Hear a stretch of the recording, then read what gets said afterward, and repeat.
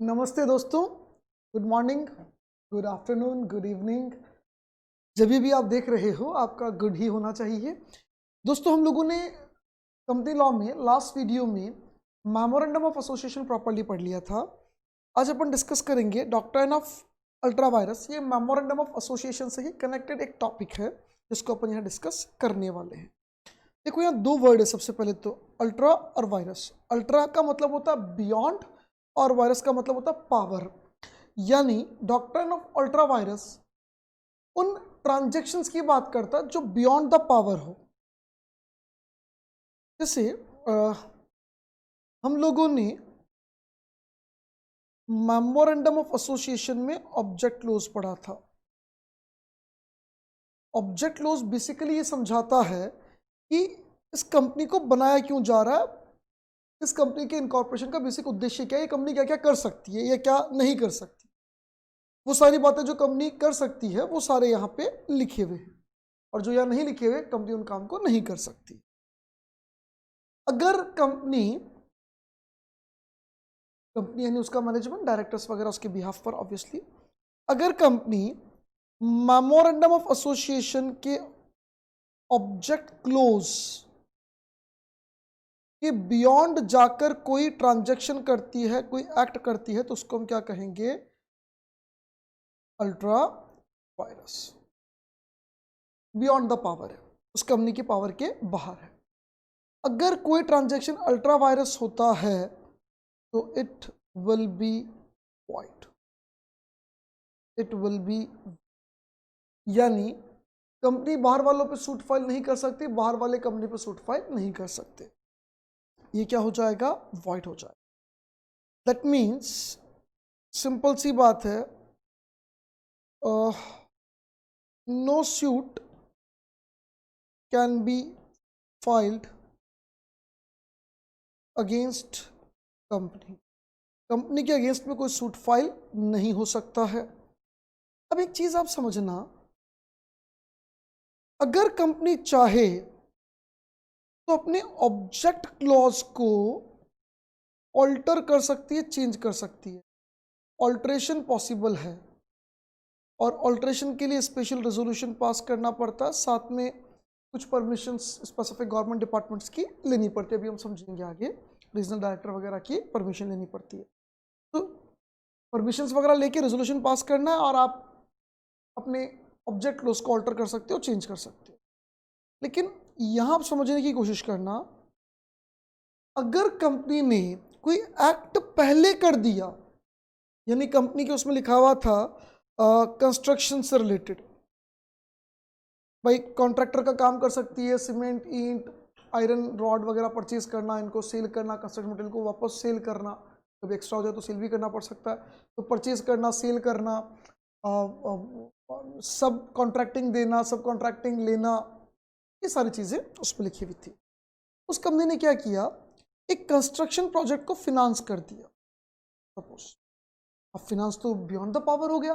Object close में ये तो लिखा हुआ नहीं था ना कि आप ऐसे किसी प्रोजेक्ट को फिनांस कर सकते हो। आप तो ऐसे प्रोजेक्ट को, हाँ, प्रोजेक्ट में आप सब कॉन्ट्रैक्ट दे सकते हो, सब कॉन्ट्रैक्ट ले सकते हो, सारी चीज़ें परचेज कर सकते हो, सेल कर सकते हो, लेबर का रिक्रूटमेंट कर सकते हो, लेबर कॉन्ट्रैक्टर को आप डील कर सकते हो जो आपको लेबर सप्लाई करेगा। सब बातें उसमें लिखी हुई थी, पर फिनांस से रिलेटेड कोई बात लिखी हुई नहीं थी। और कंपनी ने कंस्ट्रक्शन प्रोजेक्ट को फिनांस कर दिया, तो ये ऑब्वियसली क्या हो गया? Beyond the power. Beyond power हो गया, कंपनी के औकात के बाहर हो गया, अल्ट्रा वायरस हो गया। इसकी लीगल वैल्यू वॉइड। यानी कंपनी ने बोल दिया, कॉन्ट्रैक्ट कर लिया कि हम फिनांस करेंगे आपके इस कंस्ट्रक्शन प्रोजेक्ट का। वो कंस्ट्रक्शन प्रोजेक्ट है, जैसे मान लो किसी एक्स को बिल्डिंग बनानी है, उसने अपना कंस्ट्रक्शन कॉन्ट्रैक्ट दिया किसी वाई को। अब वाई को बिल्डिंग बनाने का बना के एक्स को देना है, लेकिन वाई को जब तक कंस्ट्रक्शन करना तब तक इन्वेस्टमेंट तो करना पड़ेगा ना, लेबर कॉस्ट वगैरह आएगी, उतना फंड है नहीं। तो उसने किसी तीसरी कंपनी को बोला कि आप हमें पैसा दे दो, फिनांस दे दो, हम ये कंस्ट्रक्शन प्रोजेक्ट पूरा करेंगे, हमको पैसा मिलेगा, हम आपको दे देंगे विद इंटरेस्ट। और ये बियॉन्ड द पावर हो गया, क्योंकि जिस कंपनी ने लोन दिया है उस कंपनी के तो कैपेसिटी से बाहर है, ये ऑब्जेक्ट क्लोज से बाहर है। अब कंपनी अगर एक जनरल मीटिंग बुलाए, अब समझना, कंपनी एक जनरल मीटिंग बुलाए,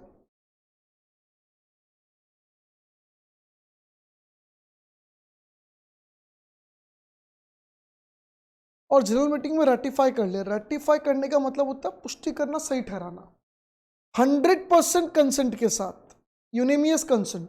यानी जनरल मीटिंग बुलाया जाए, उसमें जितने शेयर होल्डर आए हैं सबके सबने हाँ कर दिया, बोले ठीक है साहब हम ऑब्जेक्ट क्लोज को चेंज कर लेते हैं, या जो हमने कंपनी ने जो ट्रांजेक्शन कर लिया इसको हम एक्सेप्ट कर लेते हैं, स्वीकार कर लेते हैं, नहीं कर सकते। 100% यूनिमियस कंसेंट के साथ भी रेटिफिकेशन पॉसिबल नहीं है। अब क्लियर करना, आर्टिकल ऑफ एसोसिएशन हम पढ़ेंगे। अगर आर्टिकल में देखो, आर्टिकल ऑफ एसोसिएशन में बेसिकली लिखा जाता है इंडोर मैनेजमेंट की बातें, कि रूल्स एंड रेगुलेशंस क्या होंगे। मेमोरेंडम में लिखा गया है कंपनी क्या कर सकती है, क्या नहीं कर सकती है, और आर्टिकल में लिखा जाता है कंपनी को काम कैसे कर सकती है। कंपनी को चेक से पेमेंट करना है तो चेक से पेमेंट करने का तरीका क्या रहेगा, डायरेक्टर्स का अपॉइंटमेंट का तरीका क्या रहेगा, मीटिंग कॉलिंग वगैरह कैसे क्या होगी, इंडोर मैनेजमेंट। हाँ, जो आर्टिकल ऑफ एसोसिएशन बनेगा उसके दो पापा हो जाएंगे, मतलब एक दादा हो जाएगा, एक बाप हो जाएगा। कंपनी लॉ तो है ही, कंपनी लॉ के बियॉन्ड जाके आर्टिकल बात कर ही नहीं सकता, और मेमोरेंडम के बियॉन्ड जाके भी बात नहीं कर सकता। मेमोरेंडम में जो लिखा है उसके अकॉर्डिंग ही चलेगा। जैसे अगर आर्टिकल में लिखा हुआ है कि कंपनी अपने बिजनेस पर्पस के लिए लोन ले सकती है, ना बिजनेस पर्पस के लिए लोन तो ले सकती है, लेकिन 50,000 से ऊपर का लोन अगर कंपनी ने लिया है तो वहाँ कम से कम डायरेक्टर्स की मीटिंग में एक रेजोल्यूशन पास होना चाहिए डायरेक्टर्स के बीच में कि 50,000 से ऊपर का लोन लेना चाह रहे हैं, अगर 50,000 के ऊपर लोन है तो। यानी आर्टिकल में वो वर्किंग पैटर्न बता रखा है जिससे आप एक्चुअली काम करोगे। अब आप लोन ले सकते हो तो ठीक है, आपका ऑब्जेक्ट क्लोज में बिजनेस का जो बातें लिखी है उसमें आप उस बिजनेस रिगार्डिंग फाइनेंस ले सकते हो, ये आपका अधिकार है मेमोरेंडम में। लेकिन आप इससे ऊपर का लोन लोगे तो सारे डायरेक्टर से पूछना पड़ेगा, सारे डायरेक्टर की कंसेंट चाहिएगी, एक डायरेक्टर अपने हिसाब से ले सकता है। वर्किंग कैसे होगी वो आर्टिकल में लिखा जाता है। आर्टिकल में जो लिखा हुआ है उसके बियॉन्ड अगर कोई एक्टिविटी हो जाती है तो उसको रेटिफाई किया जा सकता है with special resolution. Special resolution मतलब 75% जो मेंबर्स प्रेजेंट है उनकी यस होनी चाहिए, जो नो में वोट आए उसके मुकाबले 3 गुना वोट यस में आने चाहिए, यानी इधर 25% उधर 75%, 3 गुना हो गया। सिंपल शब्दों में, अगर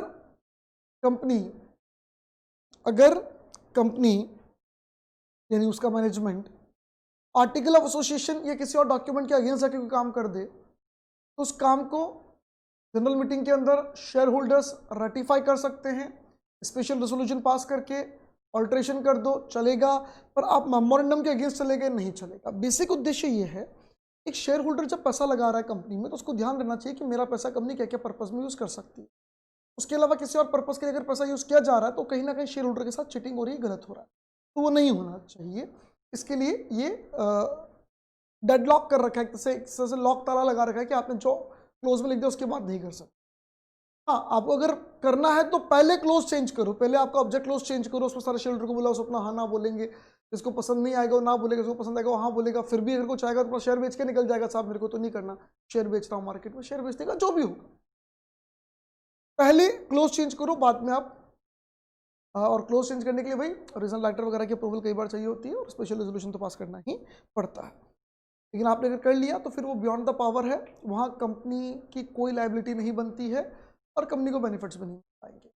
हाँ, थर्ड पार्टी उस केस में डायरेक्टर्स को पर्सनल कैपेसिटी में सूट फाइल कर सकती है कि साहब ये डायरेक्टर ने क्यों ये कमिटमेंट किया, कॉन्ट्रैक्ट किया जब कंपनी के पावर के बियॉन्ड था। तो जैसे मान लो ये हम एक कंस्ट्रक्शन और फिनांस वाला पैसे की बात कर रहे थे, अब सारे मेंबर्स ने मिलकर यस कर दिया, उसके बावजूद भी कोर्ट तो ये कहेगा कि उसकी लीगल वैल्यू जीरो है। ये कमिटमेंट कर ले और जब फाइनेंस की डेट आवे, जब पैसे देने की बात आवे, उस समय कंपनी कहते हैं हमारे पास तो पैसे नहीं, हम तो नहीं दे रहे। बोले ऐसे कैसे नहीं दे रहे पैसे? बोले हमारे तो मेमोरेंडम में लिखा हुआ है हम पैसे नहीं दे सकते, हम तो खाली कंस्ट्रक्शन का काम कर सकते हैं, हम कंस्ट्रक्शन का फाइनेंस नहीं कर सकते, हमारे मेमोरेंडम में फाइनेंस की बात नहीं लिखी, हम तो नहीं दे रहे पैसे। वो थर्ड पार्टी सूट फाइल करे कि वो साला ऐसे कैसे तुम सूट फाइल करेंगे, तुम्हारे ऊपर तुमने कॉन्ट्रैक्ट किया ना, तुम्हारे मेमोरेंडम में लिखा नहीं लिखा, तुम जानो, ऐसे कैसे हम सूट फाइल करेंगे। That party can not file any suit against the company. Company के अगेंस्ट में कोई भी सूट फाइल नहीं किया जा सकता है, कंपनी को सू नहीं किया जा सकता। हमने बोला कंपनी की position just like a minor हो जाती है कि यार हमारी गलती नहीं, हमको नहीं पता, हमारे तो मेमोरेंडम में लिखा। Memorandum is a basically public document. जो रडजिस्ट्रार रजिस्ट्रार को फाइल होता है, मेमोरेंडम आर्टिकल जैसे रेजोल्यूशंस वगैरह पास होते हैं, उनकी कॉपी, स्पेशल रेजोल्यूशन की कॉपी भी रजिस्ट्रार के पास जाती है। रजिस्ट्रार के पास जो डॉक्यूमेंट जाते हैं वो ऑनलाइन अवेलेबल हैं, ऑफलाइन आप पैसा देकर पूरा डॉक्यूमेंट या डॉक्यूमेंट कोई पार्ट ले सकते हो। आप बोल दो सब आर्टिकल का मुझे वो 3 पेज दे दो तो 3 पेज ले सकते हो, फोटोकॉपी कॉस्ट वगैरह जो कि लगेगी, और ऑनलाइन आप एक्सेस कर सकते हो, जो भी चार्जेस नॉमिनल होंगे वो पे करने पड़ेंगे। जो पब्लिक डॉक्यूमेंट है, आम जनता के लिए अवेलेबल, तो आपको देख के आना चाहिए था, थर्ड पार्टी की गलती मानी जाएगी वहां पर। यहां एक बार हम पढ़ लेते हैं प्रॉपर्ली क्या लिखना चाह रहा है। The meaning of the term ultra vires is simply beyond power. Beyond power. The legal phrase ultra virus is applicable only to acts done in excess of legal power of the doers। जो करने वाले होते हैं उसके legal power के बाहर अगर कोई काम हुआ है तो वो बियॉन्ड द पावर है। इसका मतलब जो करने वाला है उसकी पावर कहीं ना कहीं क्या है, लिमिटेड है। पावर का नेचर जो है वो लिमिटेड है, यानी पावर अगर लिमिटेड है और इस पावर के बाहर जाके आपने कोई काम किया है तो that will be ultra vires. It is fundamental rule of company law that the objects of a company as stated in its memorandum can be departed from only to the extent permitted by the act, no further। यानी fundamental rule है company law का कि जो object of company है, जो memorandum लिखे गए हैं, सिर्फ उन्हीं को कंपनी कर सकती है और उसमें भी जितना एक्ट परमिट करे। मैंने बोला ना, एक्ट तो दादाजी है ही है, एक्ट मना कर दिए काम नहीं कर सकते। जैसे आप मेमोरेंडम में लिख लो कि हम बिजली प्रोडक्शन करेंगे, एक्ट क्लियरली कहती है भाई बिजली के लिए बिजली कंपनी अलग होगी, इलेक्ट्रिसिटी कंपनी का रजिस्ट्रेशन अलग होगा, वो अलग तरह से काम करेगी। आप एक नॉर्मल कंपनी बना के इलेक्ट्रिसिटी जनरेशन का काम नहीं कर सकते। उसके लिए इलेक्ट्रिसिटी जो भी, जैसे आप बैंकिंग काम करते हो तो उसमें आरबीआई की आपको अप्रूवल चाहिए कि आप नॉर्मल कंपनी बना के बैंकिंग बिजनेस नहीं कर सकते हो, ठीक है ना। तो वो सारे लाइसेंस वगैरह वो एक्ट जो कह रहा होता है वो मानना ही पड़ेगा, उसके बाद मेमोरेंडम की चलेगी। In consequence any act done और a contract made by company which travels beyond the power, यानी जो पावर के बियॉन्ड हो, कंपनी की औकात के बाहर हो, only of the directors, powers not only of the directors but also of the company, यानी डायरेक्टर ने कंपनी की औकात के बाहर हो। देखो कभी कभी डायरेक्टर की औकात के बाहर हो सकता है, जैसे हमने बोला 50,000 से ऊपर का लोन लेना है तो कोई एक डायरेक्टर का बस का नहीं है, कम से कम 2 डायरेक्टर के साइन चाहिए, ऐसा आर्टिकल में लिखा है। या डायरेक्टर्स की मीटिंग में एक रिजोल्यूशन पास होना चाहिए, मेजोरिटी ऑफ डायरेक्टर्स यस कहते हैं तो लोन लिया जा सकता है। अब समझना, अगर कोई एक डायरेक्टर 50,000 से ऊपर का लोन ले ले तो it is beyond the power of the director, not the company. वो अल्ट्रा वायरस ट्रांजेक्शन नहीं कहलाएगा। अल्ट्रा वायरस वो होता है जो कंपनी की बियॉन्ड के बाहर, कंपनी के औकात के बाहर हो। Is fully void and inoperative in law. Properly void, ultra vires act properly void है, उसको रेटिफाई नहीं किया जा सकता। डायरेक्टर की गलती है, रेटिफाई कर सकते, आर्टिकल के बियॉन्ड चले गए, रेटिफाई कर सकते हो। Is therefore not binding on the company. लेकिन अगर आपने डायरेक्टर की गलती ऐसी रही, मैनेजमेंट की गलती ऐसी रही है, ऐसा कोई ट्रांजैक्शन हो गया जो कंपनी की बियॉन्ड द पावर हो, तो बियॉन्ड द पावर है, मस्त रहो उसमें। उसके बाद on this account A company can be restrain from employing it's fund for the purpose of other than those sanctioned by the memorandum. यानी ये वो तरीका है, ये वो चीज़ है, ये वो डॉक्ट्राइन है। ऑन दिस अकाउंट मतलब इसी के बूते कंपनी को रोका जा सकता है कि अपने फंड को कहीं और एम्प्लॉय ना कर दे, जो मेमोरेंडम में लिखे गए उन्हीं ऑब्जेक्टिव अपना फंड पैसा लगा सकती है। Likewise it can be restrain from carrying on trade different from that. जो ऑथोराइज ट्रेड्स हैं जो उनके मेमोरेंडम में लिखे उनके बाहर कोई और ट्रेड नहीं कर सकती। The impact of doctrine of ultra vires is that A company can neither be should on ultra vires transaction nor can it shoe on it. ना तो कंपनी केस कर पाएगी ना कोई और कर पाएगा, कंपनी मस्त हो जाएगी, कंपनी को नुकसान नहीं होगा यहाँ पे। Since the memorandum is a public document मतलब हर वो डॉक्यूमेंट जो आरओसी को, रजिस्ट्रार को जाता है वो पब्लिक डॉक्यूमेंट होता है। It is open to public inspection, therefore when one deals with the company one is deemed to know about the powers of the company। यानी कोई अगर कंपनी के साथ डील कर रहा है तो उसको पता है कंपनी के मेमोरेंडम में क्या लिखा है। ये माना जाता है कि उसने पढ़ा है, पढ़ के समझा है और समझ के उसको भला बुरा सब पता पड़ गया, अब वो कंपनी से डील कर रहा है। उसने भले पढ़ा ही नहीं हो मेमोरेंडम, उसकी गलती माना ये जाएगा, उसने मेमोरेंडम पढ़ा है, समझा है और उसके पॉजिटिव नेगेटिव इम्पैक्ट उसको पता पड़ चुके हैं, अब वो कंपनी से डील कर रहा है। If in spite of this you enter into a contract transaction which is ultra vires the company, you can not enforce it against the company. अगर आप उसके बावजूद भी करते हो तो आप करने के लिए सूट फाइल नहीं कर सकते। हाँ, अगर कंपनी ने आपको पैसे दिए तो कंपनी लेने का अधिकार रखती है, पर आप कंपनी से कुछ भी नहीं ले सकते हो वहां पे ultra vires transaction. If you have supplied goods और performed service on such a contract or lent money, you cannot obtain payment or recover the money lent। ना तो आप पेमेंट ले सकते हो, ना मनी लेंड कर सकते हो, ना कॉन्ट्रैक्ट के फुलफिलमेंट के लिए कंपनी पे प्रेशर बना सकते हो। हाँ, यहाँ एक प्रोविजन ध्यान रखना, अगर आपने कंपनी से पैसे उधार लिए हैं, सॉरी, मेमोरेंडम में पैसे उधार लेने का जिक्र नहीं है, मतलब आपको जो ऑब्जेक्ट है उसमें आपके पास ये पावर नहीं है कि आप लोन ले सको। मेमोरेंडम में क्लियर है कि आप लोन ले नहीं सकते। अब कंपनी अगर बाहर से किसी से लोन लेती है, अब समझना, तो लोन लेना is beyond the power, but you have to repay that loan. यहाँ पे क्या लिखा गया है कि अगर आपने पैसा लिया और उस पैसे को आपने कोई यूज नहीं किया तो एज इट इज आपको वो पेमेंट वापस क्या करना पड़ेगा, उस बंदे को देना पड़ेगा। पैसों के रिगार्डिंग ये बात लॉ क्लियर कर, लॉ कहता है कि कंपनी के खिलाफ थर्ड पार्टी कुछ भी सूट फाइल नहीं कर पाएगी, पर माइनर में भी याद करो, अगर माइनर चीटिंग करके पैसा लेता है और पैसा माइनर के पास पड़ा है, ये लॉ में लिखा हुआ है, तो माइनर से वो पैसा एज इट इज लिया जा सकता है। हाँ, माइनर कहीं खर्च कर दे तो माइनर से नहीं ले सकते, पर यहाँ पे थोड़ा सा प्रोविजन अलग है। यहाँ पे प्रोविजन क्या कहता है कि but if the money advance to the company has not been expended, खर्च नहीं हुआ, the lender may stop the company from parting, यानी वो कोर्ट में सूट फॉर इंजेक्शन कर सकता है कि भैया ये मेरे 5 लाख रुपए लिए थे, खर्च करे उससे पहले पहले रोको। कोर्ट रोक देगा, बोले एक पैसे खर्च नहीं करने, इनको वापस दो। और अगर बाई चांस कंपनी ने खर्च कर दिए, खर्च कैसे कर दिए, कोई कंपनी को लोन का रीपेमेंट करना था, किसी से गुड्स खरीद रखे थे, क्रेडिटर को उसका पेमेंट करना था और कंपनी ने लीगल पेमेंट कर दिया, तो जो पर्सन होगा he will get the position of that creditor. समझना कैसे, मैं यहाँ आपको समझाऊँ।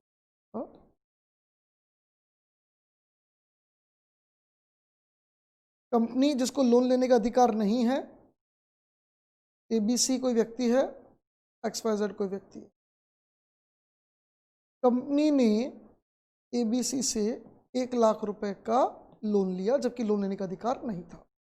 कंपनी के पास पैसा पड़ा, ABC क्या कर सकता है, ABC सूट फाइल कर सकता है और इंजेक्शन का सूट फाइल करेगा। कंपनी उन पैसों को खर्च नहीं कर पाएगी, कंपनी को पैसा वापस देना पड़ेगा। हाँ, अगर कोई कॉन्ट्रैक्ट हुआ है तो उसके ऑब्लिगेशन के लिए आप एनफोर्स नहीं कर सकते। कंपनी ने कहा हम गुड सप्लाई कर देंगे, हम ये खरीद लेंगे, आप कोर्ट में केस करो, साहब इसने कहा खरीदेंगे, नहीं खरीद रहा है, इसने कहा सप्लाई करेंगे, नहीं कर रहा है, कोर्ट कहेगा साहब बियॉन्ड द पावर है, नहीं करेगा, यानी आपको उसमें कोई रिलैक्सेशन नहीं मिलेगा, पर पैसों में मिल रहा है रिलैक्सेशन, आपको 1 लाख रुपया मिल जाएगा। मान लो कंपनी ने 1 लाख रुपया यूज कर लिया XYZ को पे करने के। XYZ कंपनी कोई पुराना क्रेडिटर था, या कंपनी कोई भी इनका रेंट ड्यू था, जो भी था, गुड्स का ड्यू था, रेंट ड्यू था, कोई भी ड्यू था, पे कर दिया, पेमेंट हो गया। Now ABC will get the position of XYZ, यानी जो अधिकार पहले XYZ को कंपनी के खिलाफ था, मान लो XYZ के पास कोई कंपनी की प्रॉपर्टी गिरवी पड़ी थी, या ये गुड्स है, गुड्स का पेमेंट ना करें तो ये हमारी प्रॉपर्टी, आपको हमने मॉर्गेज कर दी सब, तो मॉर्गेज का अधिकार किसको मिल जाएगा, ABC को। यानी इसको कहते हैं किसी दूसरे के शूज में पैर डालना, जूते में पैर डालना, यानी दूसरों के अधिकारों को ले लेना, अधिकार अपने पास आ जाना। तो जो XYZ के अधिकार थे उस जूते में ABC पैर डाल देगा, यानी अगर खर्च नहीं किए हैं तो पूरा पैसा ले लिया जाएगा, और अगर किसी लीगल लायबिलिटी को पेमेंट करने के लिए पैसा खर्च हुआ है तो जिसको पेमेंट मिला उसके जो लीगल अधिकार थे वो अब इस ABC को मिल जाएंगे।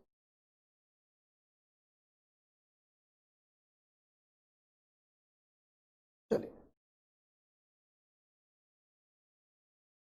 Bye means of an injunction वही सूट फाइल करना रोकने के लिए। This is because the company does not become the owner of the money, company उस पैसों की मालिक नहीं हुई है, उसने उधारी लिए थे।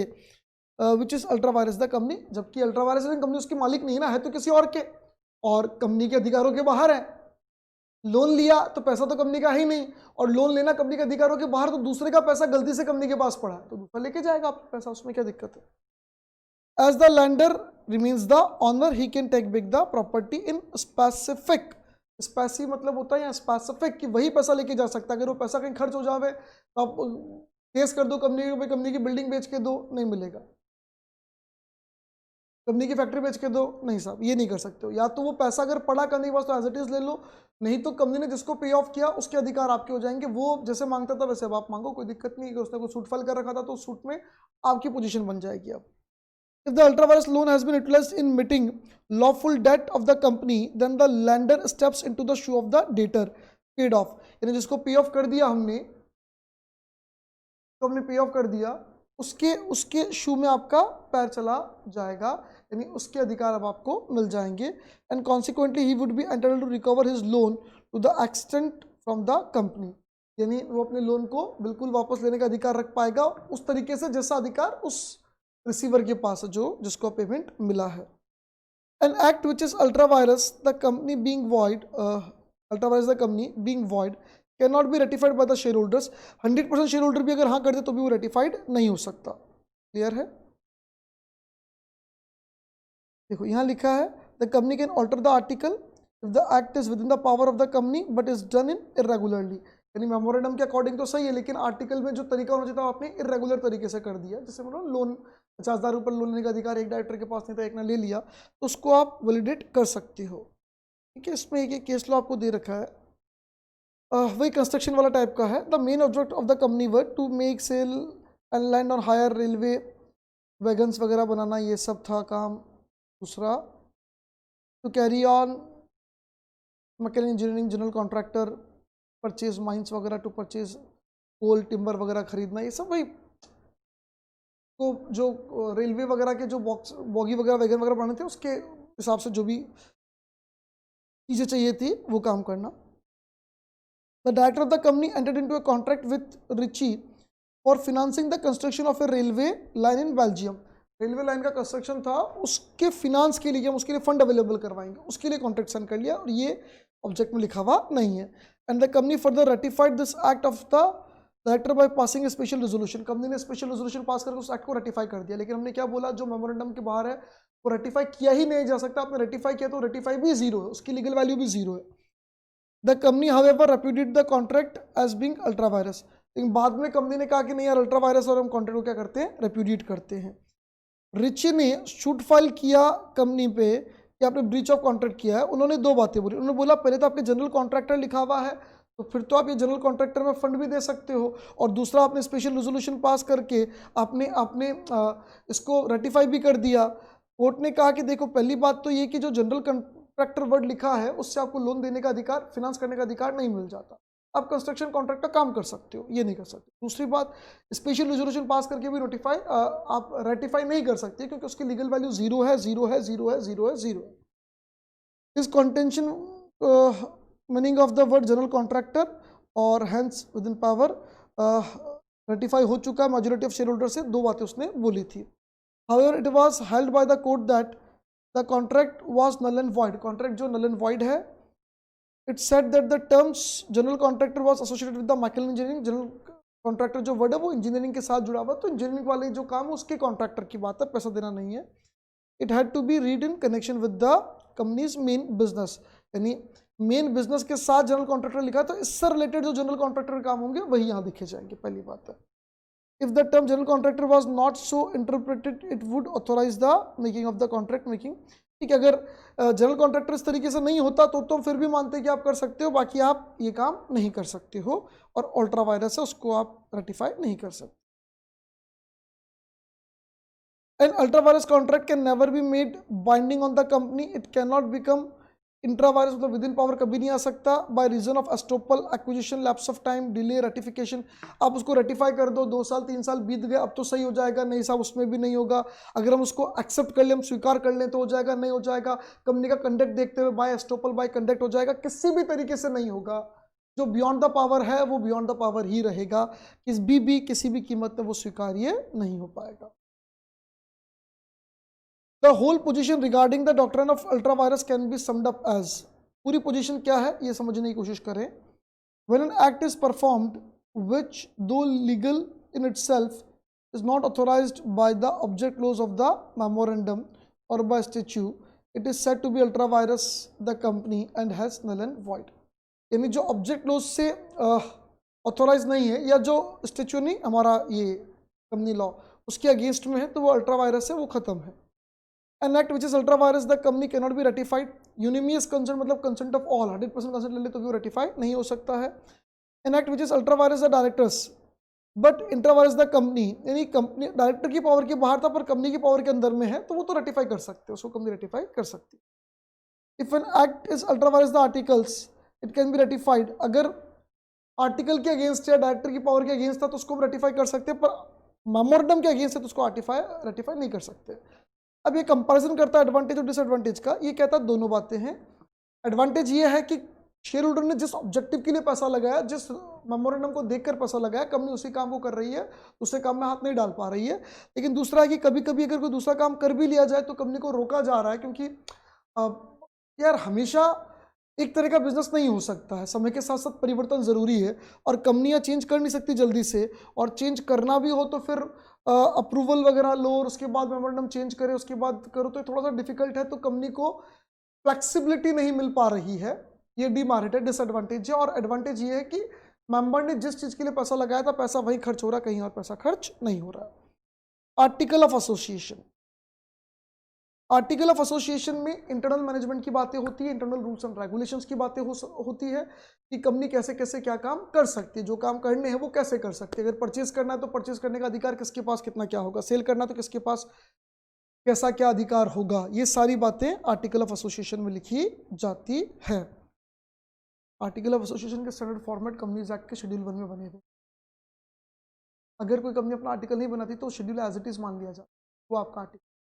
आपने आर्टिकल छोटा बनाया, प्रॉपर नहीं बनाया, तो जो प्रोविजंस आपने छोड़ दिए वो प्रोविजंस आपके ऊपर ऑटोमेटिक उस पे लग जाएंगे। जो स्टैंडर्ड फॉर्मेट बना हुआ है शेड्यूल 1 में वो एज इट इज लग जाएगा।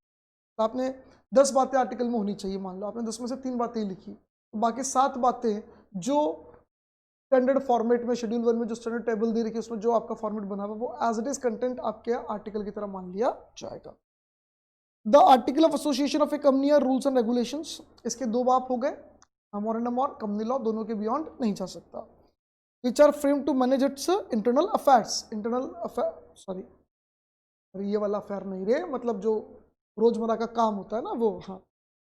Just as the memorandum contains the fundamental conditions upon which the company is allowed to be incorporated, यानी फंडामेंटल कंडीशंस की कंपनी क्यों बन रही है, कैसे बन रही है, मेमोरेंडम में लिखा रहता है। आर्टिकल में इंटरनल रेगुलेशंस के बारे में लिखा रहता है। ये एक लेजेंडरी केस लो है जिसमें ये क्लियरली कहा गया है कि भाई इंटरनल जो केस इंटरनल जो मैनेजमेंट है उसके लिए आर्टिकल की बात ही जिम्मेदार होगी, उतना ही इसके पास पावर है। These general functions of the article have been aptly summed up by the Lord Payne in जो अभी हमने केस लो देखा था रिची वाला, उसी में ही आर्टिकल को लेकर भी कुछ स्टेटमेंट दिया। ये हमारे केन्स साहब जो थे उन्होंने, the article play a part subsidiary to memorandum of association, memorandum का सब्सिडरी यानी मेमोरेंडम क्या बाय पार्ट एक तरीके से। They accept the memorandum as the charter of incorporation and so accepting it in the article proceeds to define the duties, the rights and powers of the governing body, यानी memorandum को तो charter मान लिया जाएगा, उसके बाद जो proceedings वगैरह होगी कंपनी की, उसकी ड्यूटीज, राइट्स एंड पावर्स जो गवर्निंग बॉडी, डायरेक्टर्स वगैरह जो भी हैं, as between themselves and the company and the mode and form in which business of the company is to be carried on, यानी जो डायरेक्टर्स हैं उनके पावर्स कैसे होंगे, डायरेक्टर का कंपनी के साथ कनेक्शन कैसे होगा, डायरेक्टर्स का अपॉइंटमेंट कैसे होगा, उनका रेम्युनरेशन वगैरह, ये सब चीज़ें डायरेक्टर के पावर्स और डायरेक्टर कंपनी का कनेक्शन कहाँ लिखा जाएगा, मेमोरेंडम में। और जो बिजनेस करना हो किस तरीके से कैरी ऑन किया जाएगा ये भी आर्टिकल लिखा जाएगा। And the mode and form in which changes in the internal regulations of the company may from time to time, और कंपनी का इंटरनल मैनेजमेंट कैसे चेंज हो सकता है, आर्टिकल में किस तरीके से चेंज किया जा सकता है, ये भी आर्टिकल में लिखा जाता है। देखो आर्टिकल में ऐसा लिख सकते हैं कि एक डायरेक्टर का अपॉइंटमेंट होने के लिए जो मिनिमम क्वालिफिकेशन चाहिए वो होनी चाहिए कि उसके पास बैचलर डिग्री तो होनी चाहिए, चाहे बीकॉम हो चाहे बीएससी हो सपोज, और वहां पर उन्होंने ये बोल दिया कि ये मिनिमम है। अगर कभी आर्टिकल में चेंज किया जाए तो डिग्री का और बढ़ाया जा सकता है, घटाया नहीं जा सकता। तो अब आर्टिकल में आप घटाने वाला चेंज नहीं कर सकते, आप आर्टिकल में चेंज नहीं कर सकते कि भाई 12वीं पास ही हमारा डायरेक्टर बनेगा, नहीं, नो। अगर ये क्लियरली लिखा हुआ है कि हमारे यहाँ पे बीकॉम पास बनेगा और इस प्रोविजन को कभी भी इजी नहीं किया जा सकता, आप स्ट्रिक्ट कर सकते हो, टफ कर सकते हो और डिग्री बढ़ा सकते हो, घटा नहीं सकते, ये बात लिख दी है तो उसको किसी कीमत पर चेंज नहीं किया जा सकता। हाँ, आप बैचलर डिग्री को मास्टर डिग्री कर सकते हो, रिड्यूस नहीं कर सकते। The document containing the article of association of a company is a business document, hence it has to be constitute strictly, ठीक है। It regulates domestic management of a company and creates certain rights and obligations between the members and the company. Company और member के बीच में rights बनाता है, भाई company dividend कैसे declare करेगी, डिविडेंड का पेमेंट कैसे होगा, ये सब चीज़ें, मेंबर को वोटिंग राइट कैसे क्या मिलेंगे, कैसे वोटिंग राइट, कैसे नोटिस देना है, कैसे नोटिस मिलेगा, सारी चीज़ें इसके रिगार्डिंग ये केस लो है जिसका नाम आपको याद रखना है। The article of association are in fact the bylaw of the company according to which the director and other officers are required to perform. एक तरीके से बायलॉ है, बायलॉ मतलब रूल्स एंड रेगुलेशंस का डॉक्यूमेंट है जिसके accordingly director और officers को बिहेव करना है। Their functions as regard the management of the company, its accounts and audit, यानी उसके अकाउंट्स कैसे मेंटेन होंगे, ऑडिटिंग कैसे होगी, ये सारी चीज़ें, कंपनी का मैनेजमेंट कैसे मैनेज होगा, इन सारी चीज़ों के लिए डायरेक्टर और जो ऑफिसर्स हैं उनके लिए जो सबसे इंपॉर्टेंट बुक है that is article. It is important therefore that the auditor should study them, यानी ऑडिटर को भी आर्टिकल ऑफ एसोसिएशन पढ़ना चाहिए प्रॉपर्ली, और अपना ऑडिट स्टार्ट करने से पहले ये समझ लेना चाहिए कि डायरेक्टर्स के पास क्या क्या पावर थी, क्या क्या नहीं थी, और ऑडिट में इस बात को फोकस करना चाहिए कि जो पावर थी उसी अकॉर्डिंगली डायरेक्टर्स ने काम किया कि नहीं किया, उसके लिए भी पढ़ना जरूरी है। Section 5 of the companies act 2013 seeks to provide the content and model of article. Content क्या होगा? कंटेंट रेगुलेशंस, इसमें रेगुलेशंस होते हैं किस तरीके से मैनेजमेंट ऑफ द कंपनी काम करेगा। Inclusion of matter, the article also contains such matters as are prescribed under the rules. However, a company may also include such additional matters in the article as may be considered necessary for its management. यानी जो rules होंगे वो लिखे जाते हैं, उसके अलावा अगर मैनेजमेंट को कुछ भी लगता है कि जरूरी आर्टिकल में डाल देना चाहिए तो वो आर्टिकल में डाला जा सकता है। जैसे फर्स्ट डायरेक्टर कौन अपॉइंट होगा, आर्टिकल लिखा जाता है। अब इट इज नॉट रूल नहीं है, लेकिन फर्स्ट डायरेक्टर का अपॉइंटमेंट किसका होगा ये आर्टिकल में नाम लिख दिया जाता है जनरली। तो जो भी मैनेजमेंट को सही लगे वो लिखा जा सकता है। शुरू में तो लिखना है जो लिख दो, और बाद में अगर चेंज करना हो तो ऑल्ट्रेशन के लिए भी रेजोल्यूशन पास करो। कंट्रेन प्रोविजंस फॉर इंट्रेंचमेंट, इंट्रेंचमेंट मतलब इस चीज को और इजी नहीं टफ किया जा सकता। जैसे मैंने बोला ना बीकॉम बैचलर पास तो होना ही चाहिए मिनिमम, इसको बढ़ाया जाता घटाया नहीं जा सकता, तो वही कहलाता है इंट्रेंचमेंट। इंट्रेंचमेंट मतलब टू प्रोटेक्ट समथिंग, किसी चीज को बचाने के लिए हम कह रहे हैं कि भैया हमारे यहाँ इंटेलेक्चुअल पर्सन ही हो, गधे नहीं इकट्ठे हो जावे, हम इस चीज से गधों से कंपनी को बचाना चाहते हैं। तब कोई भी प्रोविजन को ऐसा कर सकते हो कि इस प्रोविजन को और स्ट्रिक्ट किया जा सकता है और इजी नहीं किया जा सकता। उससे कहीं ना कहीं जो इन्वेस्टर्स होंगे, जो कंपनी होगी, सेफगार्ड होगी, प्रोटेक्ट होगी, बची भी रहेगी। Manner of inclusion of entrenchment provision, entrenchment का प्रोविजन जब ओरिजिनली आर्टिकल बनता है उस समय भी डाला जा सकता है और बाद में अमेंडमेंट करके भी डाला जा सकता है। एक बार अमेंडमेंट करके आपने इंट्रेंचमेंट का कोई प्रोविजन डाल दिया कि यार ये जो पॉइंट है इसको और स्ट्रिक्ट कर सकते हैं, इजी नहीं कर सकते, तब जिंदगी में कभी भी कोई भी रेजोल्यूशन पास कर लो उसको इजी नहीं किया जा सकता, टफ किया जा सकता। कोई भी इंट्रेंचमेंट प्रोविजन अगर आपने डाला है तो उसका आपको रजिस्ट्रार को नोटिस देना पड़ेगा, चाहे फॉर्मेशन के समय हो चाहे अमेंडमेंट के समय हो, मतलब बाद में आपने अमेंडमेंट किया ऑल्ट्रेशन किया हो, दोनों ही केस में रजिस्ट्रार को बताना पड़ेगा। फॉर्मेशन के समय भी आपको अलग से बताना पड़ेगा, और अलग से बताने का जो भी प्रेस्क्राइब्ड मैनर है, फॉर्मेट है, वो आपको देखना है। फॉर्म्स ऑफ आर्टिकल, शेड्यूल 1 में टेबल FGHIJ दे रखी है, रेस्पेक्टिवली है अपनी अपनी, जैसे लिमिटेड बाय शेयर्स के लिए F हो गया, guarantee company without share capital G हो गया, guarantee company with share capital, unlimited company without share capital, unlimited with share capital, तो ये सबका अलग अलग हो गया। मॉडल आर्टिकल, ये ऊपर जो है वो सारे मॉडल ही अपने आप में। एक कंपनी में अडॉप्ट ऑल और any of the regulations content in the model article, ये रहा मॉडल आर्टिकल, ये मॉडल आर्टिकल्स है ना, अप्लीकेबल टू सच कंपनी। उस कंपनी का जो मॉडल आर्टिकल है उसको एज इट इज अडॉप्ट कर सकती है, या जो भी रेगुलेशन उसको अच्छा लगे उसको अडॉप्ट कर सकती है। Company registered after the commencement of this act, ये एक्ट बनने के बाद 2013 एक्ट बनने के बाद अगर कंपनी रजिस्टर्ड हुई है और उसने अपना आर्टिकल दिया ही नहीं रजिस्ट्रेशन में, या दिया वो पूरा नहीं, उसमें कुछ बातें नहीं है, तो जो मॉडल आर्टिकल है वो ऑटोमेटिकली अप्लाई हो जाएगा जिन प्रोविजंस के लिए आर्टिकल साइलेंट होगा। In case a company which is registered after the commencement of this act, insofar as the registered article of such company do not exclude or modify the regulations contained in the model article applicable to such company, those regulations shall so far as applicable be, मतलब जब तक company के article में जो वापस बनाया उसमें उन्होंने मॉडल आर्टिकल को कुछ चेंज नहीं किया, बदलाव नहीं किया प्रोविजन को, तो ये मान लिया जाएगा पुराना वाला ही।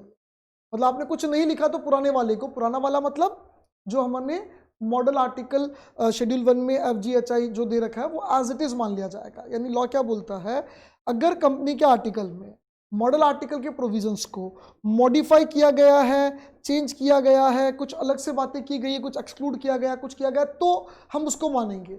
लेकिन अगर कुछ नहीं किया गया तो मॉडल आर्टिकल के provision as it is applicable हो जाएंगे। मैंने बोला ना कि अब अगर कंपनी आर्टिकल नहीं रजिस्टर्ड करती तो मान लिया जाएगा कि मॉडल आर्टिकल ऑटोमेटिकली रजिस्टर्ड हुआ है, यानी मॉडल आर्टिकल कंपनी का ही आर्टिकल था और कंपनी ने ROC को दिया है और वो रजिस्टर्ड हुआ, ये मान लिया जाएगा। As good as registered article ही मॉडल आर्टिकल को माना जाएगा।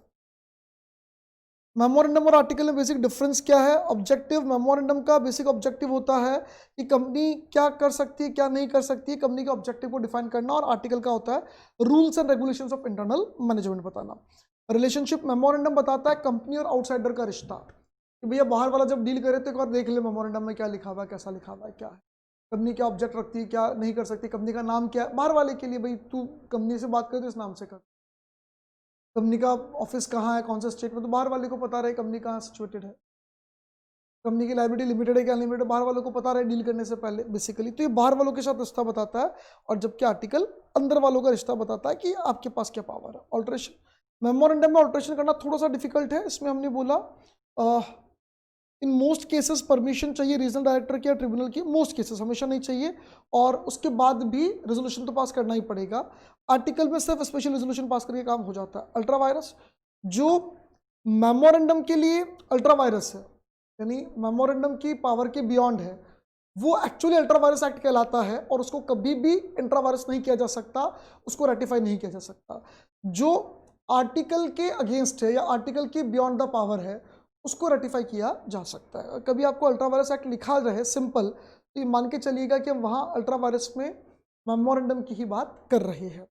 अब एक छोटा सा टॉपिक और बचा, doctrine of indoor management, next video में खत्म कर देंगे इसको। तो एक बार हमारा कंपनी लॉ के थ्योरेटिकल पूरा एस्पेक्ट नेक्स्ट वीडियो में खत्म हो जाएगा। चलिए नेक्स्ट वीडियो में फिर मिलते हैं, तब तक के लिए आप आराम से रहिए, आनंद से रहिए, और थोड़ा थोड़ा पढ़ते रहिए। Thank you, bye bye.